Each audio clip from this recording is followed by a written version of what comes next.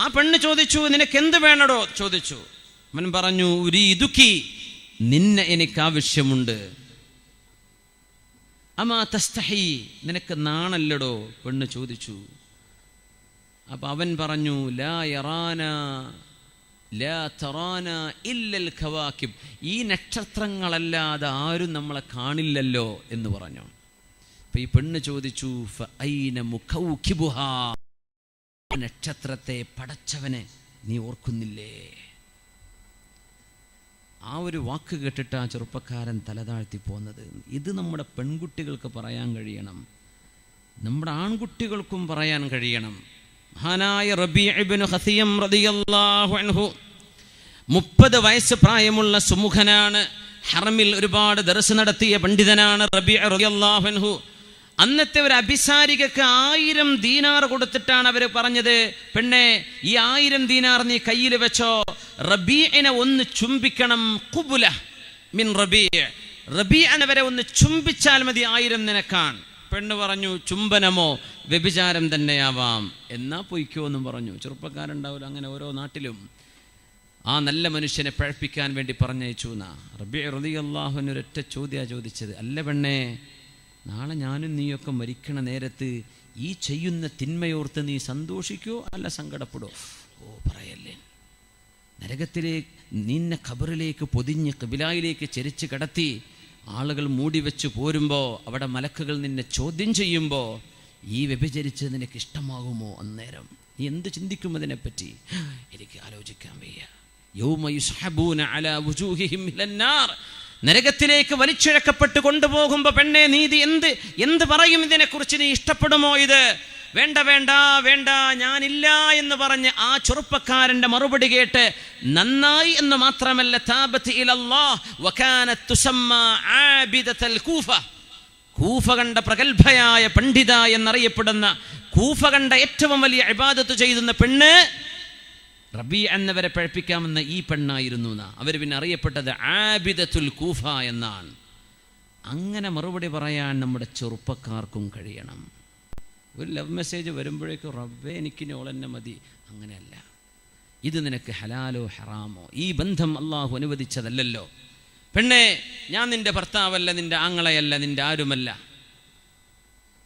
അള്ളാഹു നിനക്ക് അനുവദിക്കുന്ന ഒരു വിവാഹബന്ധം വരെ നീ അള്ളാഹുവിനെ ഓർത്ത് ക്ഷമിക്കണം, അള്ളാഹുവിനെ ഓർത്ത് നീ നിന്റെ ശരീരം സൂക്ഷിക്കണം. ഇതൊരു പെണ്ണിനെ ഓർമ്മപ്പെടുത്താൻ ഒരാണിന് കഴിഞ്ഞാൽ, ഒരാണിനെ ഓർമ്മപ്പെടുത്താൻ ഒരു പെണ്ണിന് കഴിഞ്ഞാൽ ഈ ഉമ്മത്തിൽ പ്രശ്നങ്ങളില്ല. പഴയ കാലത്ത് സ്കൂളിലെ പ്രേമൊക്കെ ഇപ്പോൾ പലർക്കും ഓർമ്മ വരുന്നുണ്ട്. പലരും അങ്ങോട്ടും ഇങ്ങോട്ടൊക്കെ അടക്കം പറയുന്നുണ്ട്. തൗബ ചെയ്ത് മടങ്ങുക. അള്ളാഹുവിനോട് അഫല്ലാഹു അമ്മ സലഫ്, കഴിഞ്ഞു പോയതൊക്കെ അള്ളാഹു നമുക്ക് പുറത്തു തരട്ടെ. അള്ളാഹുവിനോട് പൊറുക്കലിനെ ചോദിക്കുക. കുരുത്തക്കേടൊക്കെ ചിലപ്പോൾ പഠിക്കണ കാലത്തൊക്കെ ചെയ്തിട്ടുണ്ടാവാം. അള്ളാഹു താല പുറത്തു തരട്ടെ. എല്ലാവർക്കും അള്ളാഹു പുറത്തു തരട്ടെ. നമ്മളെല്ലാവർക്കും അള്ളാഹു പുറത്തു തരട്ടെ. തൂബു ഇലല്ലാഹി ജമീഅൻ അയ്യുഹൽ മുഅ്മിനൂന ലഅല്ലക്കും തുഫ്ലിഹൂന. എല്ലാവരും തൗബ ചെയ്യ. അഖ്ലി അനിൽ മഅസിയ. അഹ്മദ് ഇബ്നു ഹംബൽ റളിയല്ലാഹു അൻഹു ദർസ് നടത്തിക്കൊണ്ടിരിക്കുമ്പോൾ മുത്തബിഉസ് സുന്ന വസാഹിബുൽ മുസ്നദ്, മഹാനായ ഇമാം അഹ്മദ് ഇബ്നു ഹംബൽ റളിയല്ലാഹു അൻഹു ഇമാമുൽ ഫുഖഹാ, മഹാനവറുകൾ ദർസ് നടത്തുമ്പോഴാ ഒരാൾ വന്ന് പറഞ്ഞത്, ഇമാം അവറുകളെ എനിക്ക് നല്ലൊരു പാട്ടറിയും, ഞാൻ പാടിക്കോട്ടെ എന്ന് പറഞ്ഞു. നല്ല പാട്ട് പാടാം, മ്യൂസിക് ഇല്ലാതെ, പെണ്ണുങ്ങളെ സ്റ്റേജിൽ കൊണ്ടുവരാതെ. ഇനി നമുക്കുണ്ടാവും പെരുന്നാളാകുമ്പോൾ ഒരു ഗാനമേള അല്ലേ, നല്ല വേളൊക്കെ പറഞ്ഞിട്ട് നല്ലൊരു ഗാനമേള. അങ്ങനെ റമദാൻ്റെ എല്ലാ പുണ്യം നശിപ്പിക്കുകയും ചെയ്യും. നല്ല പാട്ട്, നല്ല ചെറുപ്പക്കാർ, മാസ്റ്റേഴ്സ് ഉണ്ടാവില്ലേ, കുട്ടികളും മുതിർന്നവരൊക്കെ, മ്യൂസിക് ഇല്ലാതെ നല്ല വോക്കൽ മ്യൂസിക് തന്നെ പോലെ നല്ല ഈ മൈക്കൊക്കെ ഉണ്ടെങ്കിൽ എന്തിനാ മ്യൂസിക്? മാഷാ അല്ലാ, മാഷാ അല്ലാ, നല്ല മൈക്കാണ്, അൽഹംദുലില്ലാ. മൈക്ക് കേടെന്ന പുസ്തകന്മാർ ചീത്ത പറയും, മൈക്ക് നന്നായി എന്നും പറയണ്ടേ, അൽഹംദുലില്ലാ. അപ്പോൾ റാഹത്താണ്. നല്ലൊരു ഇസ്ലാമികമായൊരു പാട്ട് നിങ്ങൾ വെച്ചു, കുഴപ്പമൊന്നുമില്ല, പെരുന്നാളാണ്, ഒരു വിരോധമല്ല. നിങ്ങൾ മ്യൂസിക് വെക്കരുത്, പെണ്ണുങ്ങളെ കൊണ്ടുവന്നിട്ട് സ്റ്റേജിൽ കയറ്റരുത്, ഹറാമുകൾ ചെയ്യരുത്, ഒരു കുഴപ്പമില്ലല്ലോ. അങ്ങനെ എല്ലാവരും മ്യൂസിക്കൊക്കെ വെക്കും, നമുക്കതില്ലാതെ നടത്തിക്കൂടെ? അങ്ങനെ ഒന്ന് ആലോചിക്കാം. ഒരു വ്യതിരക്തത എപ്പോഴും നല്ലതല്ലോ, വെറൈറ്റി എന്നല്ലേ പറയുക ചെറുപ്പക്കാർ, ഒരു വെറൈറ്റി ആയിക്കോട്ടെ, അതും വിജയിക്കും. തുടങ്ങി നോക്കി. തിന്മയുടെ പതാക ഉയർത്തിയപ്പോൾ ഒരുപാട് ആളുകൾ അതിൻ്റെ താഴെ ഒരുമിച്ചുകൂടി.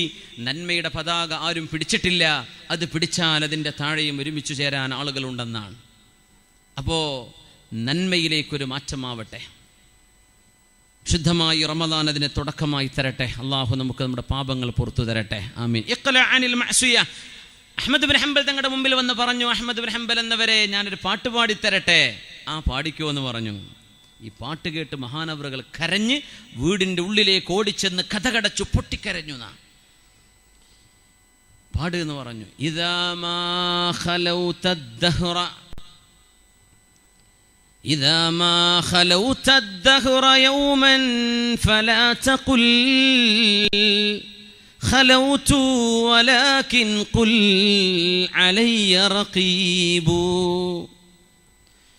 فلا تحسبن الله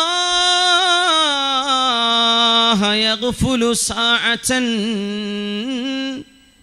ولا أن ما تخفيه عنه يغيب. മതി മതി മതി മതി, ഓടാണ് മതി മതി. إذا ما خلوت الدهر يوما فلا تقل خلوت.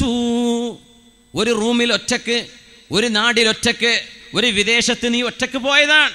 ഒരിക്കലും ചിന്തിക്കല്ലേ ഞാൻ ഒറ്റക്കാണെന്ന് പറയല്ലേ. വലാകിൻ ഖുൽ അലയ്യ റഖീബു. എന്നെ വീക്ഷിക്കുന്ന അല്ലാഹു എൻ്റെ കൂടെയുണ്ട്, ഞാൻ ഒറ്റക്കല്ല. ഒറ്റക്ക് എന്ന് പറയല്ലേ. ആരും അറിയാതിരിക്കുമല്ലോ തെറ്റ് ചെയ്യാൻ തോന്നുക. ഞാൻ ഒറ്റക്കല്ലല്ലോ. വലാ തഹ്സബന്നല്ലാഹ യഗ്ഫുലു സഅതൻ ولا أنما تخفيه عنه يغيب. എന്നെ അല്ലാഹു കാണുന്നില്ലെന്നോ ഞാൻ ചെയ്യുന്നത് അല്ലാഹു അറിയുന്നില്ലെന്നോ നീ വിചാരിക്കല്ലേ. നീ ഒളിപ്പിച്ചു വെക്കുന്നതെല്ലാം ഇരുട്ടിനെ പടച്ചവന് കാണാൻ കഴിവുള്ളവനാണ്. വാതിലടച്ച് കരഞ്ഞ് കരഞ്ഞ് കരഞ്ഞ് ശിഷ്യഗണങ്ങളൊക്കെ ചോദിച്ചു, എന്താണ് ഉസ്താദ് വരാത്തത്? ദർസ് നടത്താൻ വരുമെന്ന് പ്രതീക്ഷിച്ചു, വരുന്നില്ല.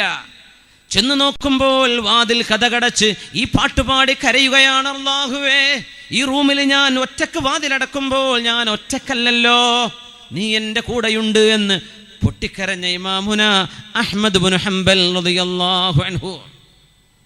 തിന്മകൾ ചെയ്യാൻ സാഹചര്യം അല്ലാഹു ഒരുപാട് ഒരുക്കി തന്നു.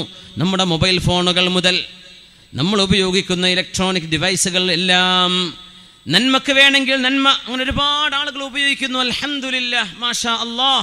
ഒരുപാട് ആളുകൾ നന്മയ്ക്ക് വേണ്ടി നന്മ പഠിക്കാൻ നമ്മുടെ സോഷ്യൽ മീഡിയ ഒക്കെ ഉപയോഗിക്കുന്നുണ്ട്. പക്ഷേ ഇനിയും ഒരു ചെറിയൊരു വിഭാഗം, ന്യൂനപക്ഷം തിന്മയ്ക്ക് വേണ്ടി ഉപയോഗിക്കുന്നവരാണ്. ഒരു മാറ്റം വേണം. അഖ്ലി അനിൽ മഅസിയ. രണ്ടാമത്തേത് യഅരിഫ് ദീനക്. നിന്റെ ദീനിനെ കുറിച്ച് നീ പഠിക്കണം, അറിയണം.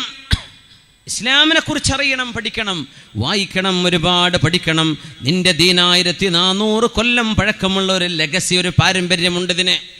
ആ ദീൻ നല്ല നല്ല പണ്ഡിതന്മാർ രേഖപ്പെടുത്തിയ വചനങ്ങളിലൂടെ, എഴുത്തിലൂടെ, കേട്ടിട്ടും വായിച്ചും ദീൻ പഠിക്കണം. ദീൻ അറിയൽ അനിവാര്യമാണ്, അനിവാര്യമാണ്. ദീൻ അറിയണം. അല്ലാഹു നമുക്കതിന് തൗഫീഖ് നൽകട്ടെ. പുസ്തകങ്ങൾ വായിക്കലൊക്കെ വളരെ കുറഞ്ഞിട്ടുണ്ടല്ലേ. ഇഖ്റ ബിസ്മി റബ്ബിക്കല്ലദീ ഖലഖ് എന്ന് നമ്മൾ ഓതുമ്പോഴും ഈ ഒരു മാസത്തിനിടയ്ക്ക് ഒരു റമദാൻ്റെ മുമ്പ് ഒരു നല്ല ഒരു പുസ്തകം വായിച്ചവർ, മാഗസിനും പത്രങ്ങളൊക്കെ ഉണ്ടാകും, ഒരു പുസ്തകം, നല്ലൊരു പുസ്തകം, നല്ല മെസ്സേജുള്ള ഒരു നോവൽ, ഫിക്ഷൻ എനിക്ക് വേണ്ട, ഫിക്ഷനെ പറ്റിയല്ല ഞാൻ പറയുന്നത്, നോൺ ഫിക്ഷൻ, ഏതെങ്കിലും നല്ല മെസ്സേജുള്ള ഒരു പുസ്തകം കഴിഞ്ഞ ഒരു മാസം കൊണ്ട് ഞാൻ വായിച്ചിട്ടുണ്ട് എന്ന് പറയാൻ ധൈര്യമുള്ള ആരെങ്കിലും ഈ സദസ്സിലുണ്ടെങ്കിൽ ഒന്ന് കൈപൊക്കണം. ഒരു സമ്മാനമുണ്ട്. ഉണ്ടോ? കൈ വെറുതെ പൊക്കിയതാ? ഒന്ന് കൈപൊക്കി നിർത്തുന്നു. ധാരിത്യതയ്ക്ക് ഇത് നല്ല, അൽഹംദുലില്ലാഹ്, മാഷാ അല്ലാഹ്. ഇതൊക്കെ എന്തായാലും സമ്മാനം കൊടുത്തേ പറ്റൂ. കാരണം വായനയില്ലാത്ത ഈ കാലത്താണ് അങ്ങനെ ഒരു വായനയ്ക്ക് വേണ്ടി നമ്മൾ സമയം കണ്ടെത്തുന്നത്. മാഷാ അല്ലാഹ്. ആ സമ്മാനങ്ങൾ അടുത്ത് വന്നാൽ അവിടെ നിന്ന് വാങ്ങിച്ചു പോവാം. ജസാക്കല്ലാഹ് ഖൈർ. അല്ലെങ്കിൽ നമ്മുടെ സുഹൃത്തുക്കൾ കൊണ്ടുപോയി കൊടുക്കുക. അൽഹംദുലില്ലാഹ്, നല്ല വായനശീലം നമുക്കില്ലാതെ പോയതാണ്. നമ്മൾ വെറും വാട്സപ്പും ഫേസ്ബുക്കിലേക്ക് ഇരിക്കുകയാണ്. എപ്പോഴാണ് പിന്നെ വായിക്കുക? ആയിരക്കണക്കിന് ഗ്രന്ഥങ്ങൾ രചിക്കപ്പെട്ടു കഴിഞ്ഞു. അതിൻ്റെ ഹെഡിങ് വായിച്ചു തീർന്നാൽ തന്നെ ആയുസ് കഴിയുന്ന. പിന്നെങ്ങനെ? അത്രയും സമയം നമുക്ക് ആവശ്യമാണ്, അനിവാര്യമാണ്. അതുകൊണ്ട് വായനാശീലം നമ്മുടെ ചിട്ടയായ ജീവിതത്തിൻ്റെ ഭാഗമാക്കുക. മൂന്നാമത്തേത് ഇർതബിത് ബിൽ മസ്ജിദ്. അള്ളാഹുവിൻ്റെ പള്ളികളുമായി ബന്ധം വേണം, പള്ളികളുമായി ബന്ധം വേണം. അല്ലാഹു ഇൽമിൽ ബർക്കത്ത് ചെയ്യട്ടെ. ആമീൻ യാ റബ്ബൽ ആലമീൻ. അപ്പോൾ പള്ളികളുമായുള്ള ബന്ധം, मस्जिद तो बना दी शब्भर में ईमान की हरारत वालों ने, मन अपना पुराना पापी है बरसों में नमाजी बन न सका. പള്ളികൾ എത്രയാണ് നമ്മുടെ മുമ്പിൽ? എത്ര പള്ളികളാണ് ഒരുപാട് ഉള്ളോട് തന്നെ പിന്നെയും പള്ളി, പറ്റിച്ച അറബിനെ തന്നെ വീണ്ടും പോയി പറ്റിച്ചിട്ട് പള്ളി, ഇങ്ങനെ ഇഷ്ടം പോലെ പള്ളികളാണ്. മസ്ജിദ് तो बना दी शब्भर में ईमान की हरारत वालों ने. പള്ളികൾ ഉയർന്നു പൊങ്ങുമ്പോഴും, പള്ളികൾ ഒരുപാട് മിനാരങ്ങൾ ഉയർന്നു പൊങ്ങുമ്പോഴും ആ പള്ളികളിൽ ഈമാനിൻ്റെ പ്രഭ പരത്താൻ നമ്മളെ കൊണ്ടായിട്ടുണ്ടോ? ഈമാനിൻ്റെ പ്രഭ പരത്താനായിട്ടുണ്ടോ? ഒരു ജുമുഅ നഷ്ടപ്പെടുത്താനും പള്ളി പൂട്ടിക്കാനൊക്കെ നമുക്ക് ആവുന്നുണ്ട്. അവിടെ ഇബാദത്ത് കൊണ്ട് സജീവമാക്കാൻ നമ്മളെ കൊണ്ടാവുന്നുണ്ടോ? ഇവിടെയാണ് വിഷയം. 5 നേരം അള്ളാഹുവിൻ്റെ പള്ളിയിലേക്ക് ചെറുപ്പക്കാർ കയറിയിറങ്ങണം. 5 നേരം അള്ളാഹുവിൻ്റെ മുമ്പിൽ ചെയ്യുന്ന ഉടമ്പടിയാണ്, അഹദാണ്, മീസാഖാണ്. ഇന്ന സ്വലാത്തി വനുസുക്കി വമഹയായ വമമാതി ലില്ലാഹി റബ്ബിൽ ആലമീൻ. അല്ലാഹുവേ എൻ്റെ ജീവിതം, അല്ലാഹുവേ എൻ്റെ മരണം, അല്ലാഹുവേ എൻ്റെ അനക്കം, അല്ലാഹുവേ എൻ്റെ അടക്കം നിനക്കാണ് തമ്പുരാനെ എന്ന് 5 നേരം അല്ലാഹുവിൻ്റെ പള്ളിയിൽ വന്ന് സുജൂദ് ചെയ്തു പോയാൽ യുവാക്കളുടെ ജീവിതത്തിൽ മാറ്റമുണ്ടാകും. ഞാൻ റൂമിൽ നിസ്കരിച്ചോളാം, അതല്ല, പള്ളി ഉണ്ടോ, നീ പള്ളിയിൽ പോയി നിസ്കരിക്കണം.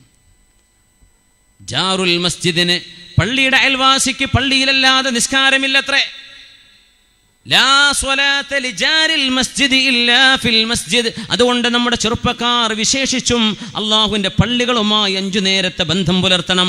അവിടെ കയറി ഇറങ്ങുമ്പോൾ മാലാഖമാർ സുജൂദ് ചെയ്യുന്ന മണ്ണല്ലേ പള്ളിയുടെ മണ്ണ്. മലക്കുകളുടെ സാന്നിധ്യം അവിടെയുണ്ട്. നല്ല പോസിറ്റീവ് എനർജി ലഭിക്കും. നന്മയുടെ ആളുകളാണ് അവിടെ ഒരുമിച്ച് കൂടുന്നത്. ആ ഒരു ബന്ധം ജീവിതത്തിൻ്റെ ഭാഗമാക്കുക. അല്ലാഹു തൗഫീഖ് നൽകട്ടെ. 4-ാമത്തേത് കുൻ മുതഫവ്വിഖൻ. മുസ്ലിമീങ്ങളായ ആളുകൾ എല്ലാറ്റിലും നമ്പർ 1 ആവണം. അതാണ് നമ്മൾ ഇതുപോലെ സദസ്സൊക്കെ ഉണ്ടാകുമ്പോൾ നമ്മുടെ മദ്രസ പൊതുപരീക്ഷയിൽ 5-ലോ 7-ലോ 10-ലോ 12-ലോ നല്ല മാർക്ക് നേടിയ കുട്ടികൾക്ക് ഇവിടെ അവാർഡ് കൊടുക്കണം. അവരെ റെക്കഗ്നൈസ് ചെയ്യണം. SSLCക്ക്, +2-ന്, ഡിഗ്രിക്ക് നല്ല മാർക്ക് നേടിയ കുട്ടികളെ ഇവിടെ വന്ന് ആദരിക്കപ്പെടണം. ഒരു പോസ്റ്റിലേക്ക് ഗോളടിച്ചാൽ എത്രയാ കൂലിയെന്നറിയോ? മില്യൺ കണക്കിനാണ് കൊടുക്കുന്നത്. മില്യൺ കണക്കിന് പന്തടിക്കണേന്. നമ്മുടെ കുട്ടികളൊക്കെ എത്രയാ പഠിക്കുന്നത്. മാഷാ അല്ലാഹ്. സയൻസും ബയോളജിയും കെമിസ്ട്രിയൊക്കെ, സൈൻ തീറ്റും കോസ് തീറ്റും കൊസീക് തീറ്റൊക്കെ എന്തൊക്കെയാണ് നമ്മൾ പഠിച്ചു പോയതിൽ. എന്തിനാ റബ്ബേ ഞാനിതൊക്കെ പഠിക്കണത് എന്ന് പഠിക്കണ കാലത്തും അറിയില്ല, കഴിഞ്ഞാലും നമുക്കറിയാം. പക്ഷേ നമ്മൾ പഠിക്കുന്നുണ്ട്, പരീക്ഷ എഴുതുന്നുണ്ട്. മാഷാ അല്ലാഹ്. കുട്ടികൾക്ക് A+ കിട്ടുന്നുണ്ട്. ആയിക്കോട്ടെ, ഒന്ന് റെക്കഗ്നൈസ് ചെയ്യുക, അവരൊന്ന് അംഗീകരിക്കുക, ഒരു പ്രോത്സാഹനം കൊടുക്കുക. മുസ്ലിമീങ്ങൾ അങ്ങനെയാണെന്നാണ്. 17 വയസ്സുള്ളപ്പോഴാണ് ഇമാമുന മുഹമ്മദ് ബിൻ ഇസ്മാഈലുൽ ബുഖാരി റളിയല്ലാഹു അൻഹു, ഇമാമുന ബുഖാരി തങ്ങൾക്ക് 17 വയസ്സുള്ളപ്പോഴാണ് മഹാനവറുകളുടെ പ്രിയപ്പെട്ട ഗുരുനാഥൻ ഇസ്ഹാഖ് ബിൻ റാഹവൈഹി റളിയല്ലാഹു അൻഹുവിൻ്റെ മുമ്പിൽ ഇങ്ങനെ ഹദീസ് പഠിക്കാനിരിക്കുമ്പോൾ പ്രിയപ്പെട്ട ഉസ്താദ് ഇസ്ഹാഖ് ബിൻ റാഹവൈഹി തങ്ങൾ പറഞ്ഞു, മുതഅല്ലിമീങ്ങളെ, എനിക്കൊരു ആഗ്രഹമുണ്ട്. ഹദീസുകൾ ഒരുപാടുണ്ട്, ഹദീസ് ഗ്രന്ഥങ്ങളുണ്ട്. പക്ഷേ ദഈഫും സ്വഹീഹും മുഅ്ദദും മഖ്തൂഉം മുർസലും എല്ലാം മിക്സായിട്ടുള്ള സ്വഹീഹ് മാത്രമുള്ള ഒരു ഹദീസ് ആർക്കെങ്കിലും സ്വരൂപിക്കാൻ കഴിയുകയാണെങ്കിൽ അത് ഉമ്മത്തിന് വലിയ ഉപകാരമായിരുന്നു എന്ന് മഹാനായ ഇമാമുന ബുഖാരി തങ്ങളുടെ ഉസ്താദ് ഇസ്ഹാഖ് ബിൻ റാഹവൈഹി തങ്ങൾ സ്വന്തം ശിഷ്യന്മാരോട് പറയുമ്പോൾ, ബുഖാരി ഇമാമിൻ്റെ വയസ്സ് 17 വയസ്സ്. ബുഖാരി ഇമാം അറബിയാണോ? അല്ല. ബുഖാരി ഇമാമിൻ്റെ മാതൃഭാഷ അറബിയല്ല, റഷ്യനാണ്. നമ്മൾ മനസ്സിലാക്കണം. ബുഖാരി ഇമാം ഉസ്ബെക്കിസ്ഥാൻകാരനാണ്. ബുഖാറയിൽ നിന്നാണ് വരുന്നത്, അറബിയല്ല. ഇമാം മുസ്ലിം തങ്ങൾ അറബിയാണോ? അല്ല. ഗസാലി ഇമാം അറബിയാണോ? അഫ്ഗാനിയാണ് ഗസാലി ഇമാം റഹ്മത്ത്. ഇമാം തുർമുദി തങ്ങൾ അറബിയാണോ? അല്ല. ഇമാമുന നസായി തങ്ങൾ അറബിയാണോ? അല്ല. സുഹാഹു സിത്തയിൽ അഹ്മദ് മഹാന്മാരായ ഹദീസ് പണ്ഡിതന്മാരിൽ അറബികളായ ആ ഒരു പാരമ്പര്യമുള്ള ആളുകൾ നന്നേ ചുരുക്കമാണെന്നാണ്. അതിലെനിക്ക് തോന്നുന്നു അഹ്മദ് ബിൻ ഹംബൽ തങ്ങളായിരിക്കും സാഹിബുൽ മുസ്നദ്, ഇറാഖിൽ ജീവിച്ചു പോയത്. നസായി തങ്ങൾ, അതുപോലെ തന്നെ തുർമുദി ഇമാം അഫ്ഗാനിയാൻ, മുസ്ലിം തങ്ങൾ നൈസാബൂരിയാൻ, ഇമാം ബുഖാരി തങ്ങൾ ബുഖാരിയാൻ. ബുഖാർ ഇവരൊക്കെ അറബ് രാജ്യങ്ങൾക്ക് പുറത്താണ്. അറബി പഠിച്ചില്ലേ? സ്വന്തം ഗുരുനാഥൻ ഇത് പറഞ്ഞപ്പോഴാണ് ഹദീസുകളിൽ A+ ഹദീസുകളാണ് ബുഖാരിയിലുള്ളത്. സ്വഹീഹ് മുസ്ലിമിൽ A ഹദീസുകളാണെന്ന് പറയും. കുട്ടികൾക്ക് മനസ്സിലാവാൻ അവരുടെ ഭാഷയിൽ പറയും, അങ്ങനെ പറയാ. അസഹും സ്വഹീഹുമുള്ള വ്യത്യാസം. A+ ആണ്, മറ്റേത് A ആണ്. ഹദീസ് രേഖപ്പെടുത്തുമ്പോൾ ബുഖാരി ഇമാമിന്റെ മനപ്പാഠമുള്ള 1,00,000 ഹദീസുകളിൽ 7,000 ഹദീസുകളാണ് ഇമാം അവറുകൾ സ്വഹീഹിൽ രേഖപ്പെടുത്തിയത്. 7,000 ഹദീസ്. ഓരോ ഹദീസ് രേഖപ്പെടുത്താൻ വേണ്ടി ഇമാം അവറുകൾ നമുക്ക് വേണ്ടി ഒരു കാര്യം, ഒരു ഖിദ്മത്ത് ദീനിന് ചെയ്തു വെക്കുമ്പോൾ ഇമാമുന ബുഖാരി തങ്ങൾ കിതാബ് എഴുതാൻ വേണ്ടി, ഹദീസ് രേഖപ്പെടുത്താൻ വേണ്ടി നിസ്കരിച്ച നിസ്കാരങ്ങളുടെ സുന്നത്ത് നിസ്കാരത്തിന്റെ എണ്ണം എത്രയാണെന്നറിയുമോ? എത്രയാണ്? 1400 അല്ല, 14,000 റക്അത്ത്. 14,000 റക്അത്ത് സുന്നത്ത് നിസ്കരിച്ചിട്ടുണ്ട്.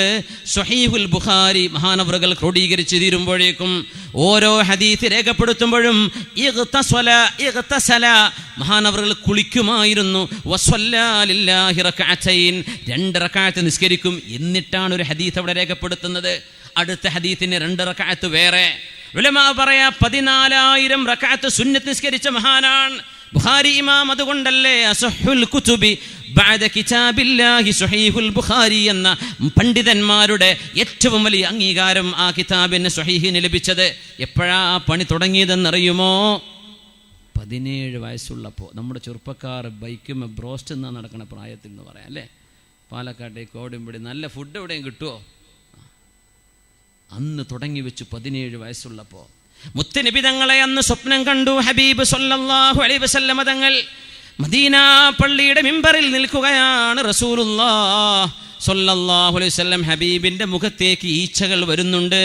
ആ ഈച്ച വരുമ്പോൾ സദസ്സിലിരിക്കുന്ന കൊച്ചുകുട്ടിയായ മുഹമ്മദ് ബിൻ ഇസ്മാഈലുൽ ബുഖാരി തങ്ങൾ എഴുന്നേറ്റ് വന്നിട്ട് നബി തങ്ങളുടെ മുഖത്ത് നിന്ന് ഈച്ചയെ ആട്ടിക്കൊടുക്കുന്നു.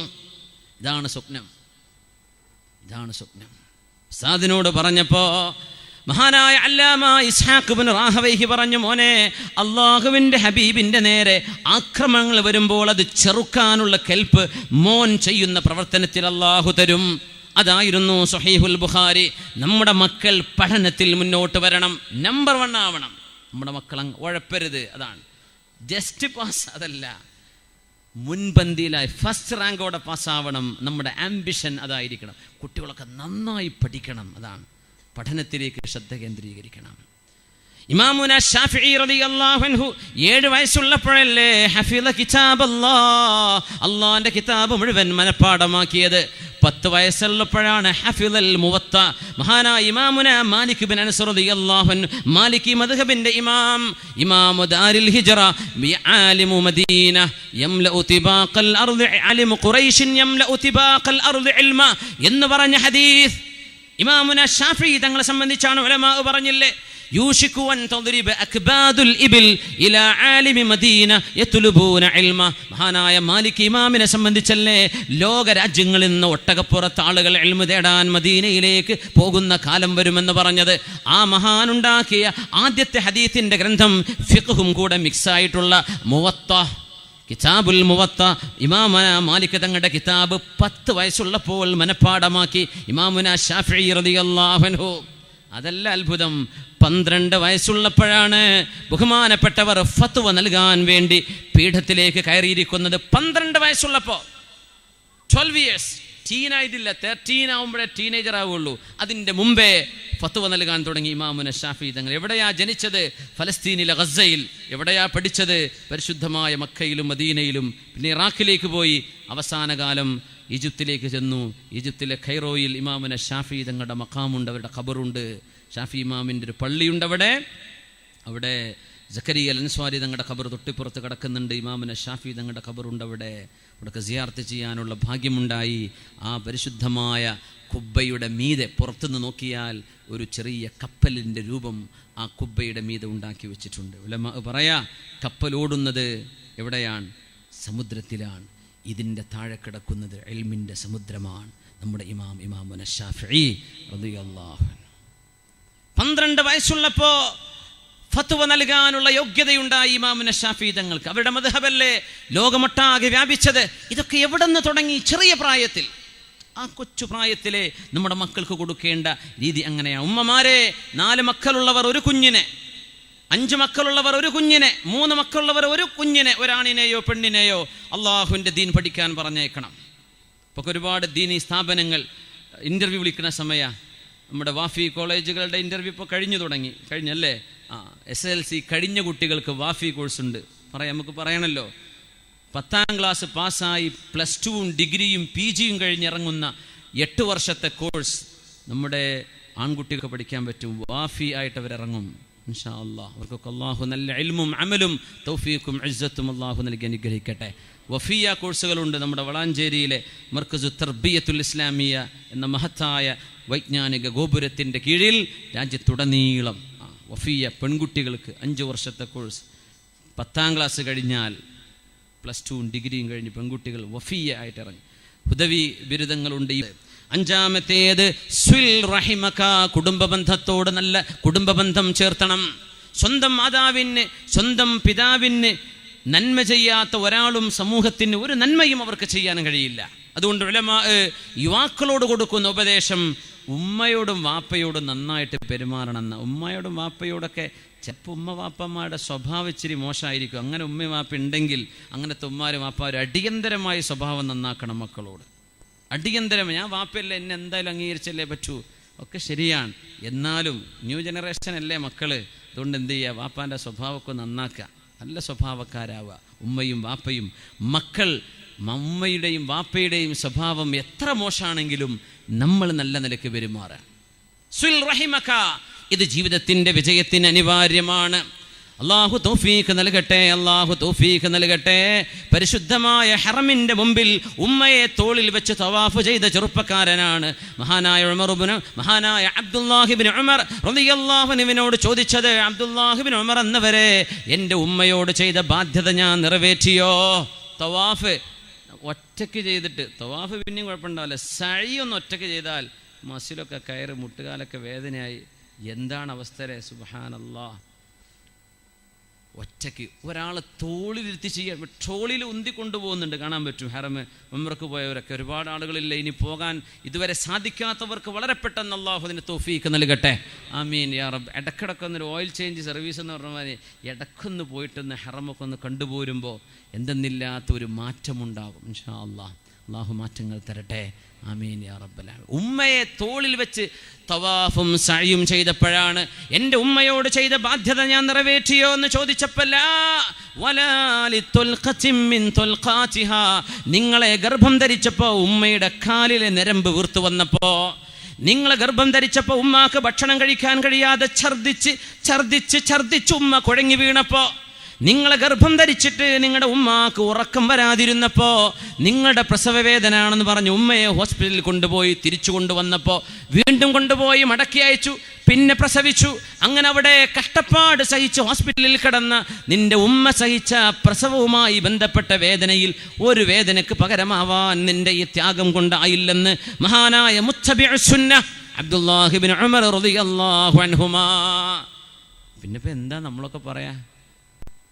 അത്രയും വലിയ ബാധ്യത ഉണ്ട്. അവരോട് നന്മ ചെയ്യാത്തവർക്ക് എങ്ങനെയാ സമൂഹത്തോട് നന്മ ചെയ്യാൻ കഴിയുന്നത്? അതുകൊണ്ട് ഓടിപ്പോകുന്നവരും ഓടിച്ചു കൊണ്ടുപോകുന്നവരും ഒന്ന് ഓർക്കണമേ, സ്വന്തം ജന്മത്തിന് കാരണക്കാരായ മാതാപിതാക്കളെയാണ് കണ്ണുനീർ കുടിപ്പിക്കുന്നത്.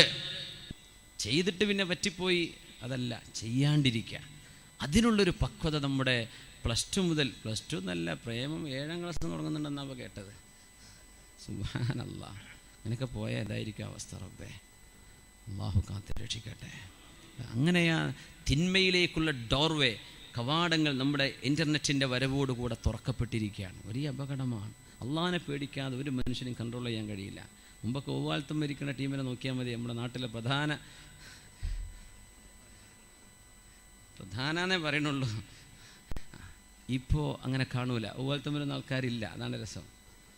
ഓരോരുത്തർ ഒറ്റ ലോകത്താണ്, സ്വന്തം സ്ക്രീനിൻ്റെ മുമ്പിലാണ്. അവൻ്റെ കൂട്ടുകാർ, സ്ക്രീനിലെ കൂട്ടുകാർ, അവരാരാണെന്ന് ആർക്കും ട്രാക്ക് ചെയ്യാൻ പറ്റില്ല. അള്ളാഹുവിൻ്റെ പേടി തന്നെ വേണം.